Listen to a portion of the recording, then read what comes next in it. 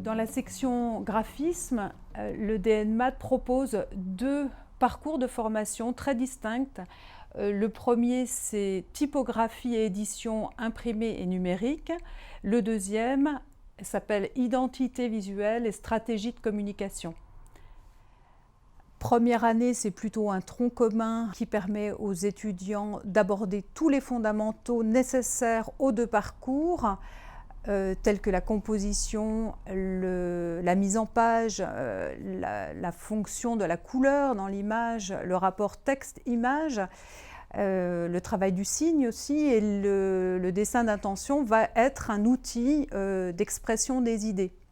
En première année, donc, c'est ce tronc commun, mais en deuxième année, les choses se spécialisent et les deux parcours sont abordés de manière tout à fait spécifique.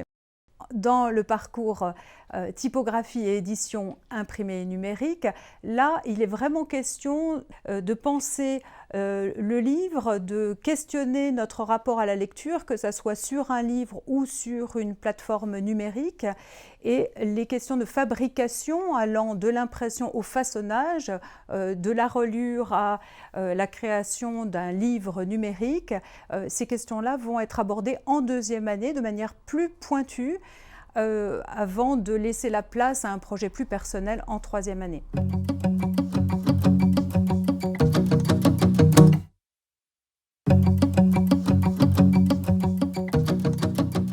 Le parcours identité visuelle et stratégie de communication, la formation vise un large spectre en fait, qui va donc de l'identité visuelle, c'est-à-dire la conception d'un logo par exemple pour une entreprise ou pour une entité commerciale ou culturelle, hein, jusqu'à la conception de la charte graphique, tout ce qui va constituer les signes ou les signatures de l'entité. Et on va aussi aborder la question des campagnes de communication. Ça peut être la communication publicitaire dans le cadre d'une marque ou d'un service ou d'un produit, ou ça peut être une campagne de sensibilisation pour relier une idée vis-à-vis d'un engagement social, politique ou de la dimension culturelle d'une entité.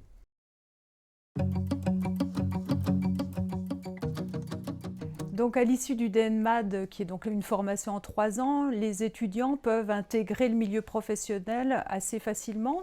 Elles peuvent proposer des services de metteur en page ou de directeur artistique junior au sein d'une société du type atelier graphique ou agence de communication par exemple.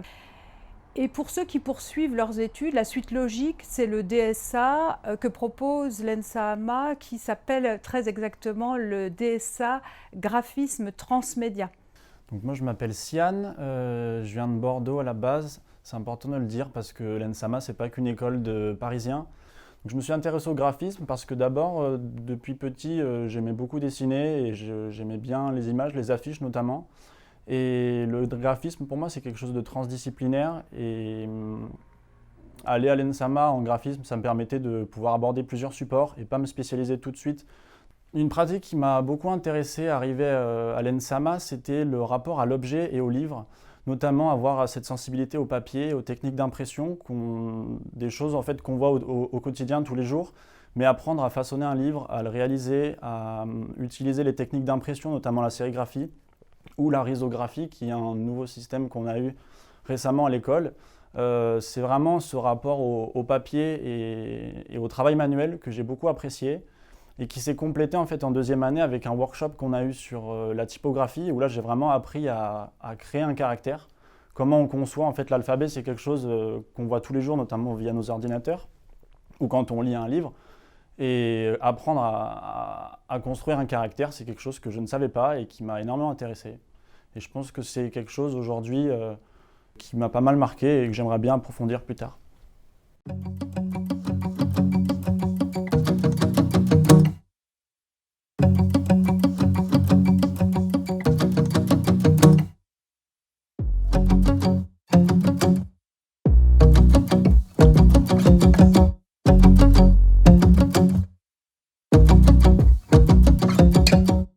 peut avoir tendance à penser qu'il faut absolument être très bon en illustration pour entrer dans une formation de design graphique, ce qui n'est pas forcément le cas. L'illustration, c'est un des spectres du design graphique, c'est un support de design graphique, mais ce n'est pas nécessaire de savoir absolument dessiner. Un conseil que je pourrais donner à un lycéen, ce serait de continuer à avoir envie de faire ce domaine et de ne pas forcément se laisser influencer par des avis extérieurs qui peuvent être un petit peu plus négatifs ou un petit peu plus réticents, et de vraiment se lancer, si on a une intuition, une envie, de se lancer, parce que je pense qu'on ne sera pas déçu par une formation artistique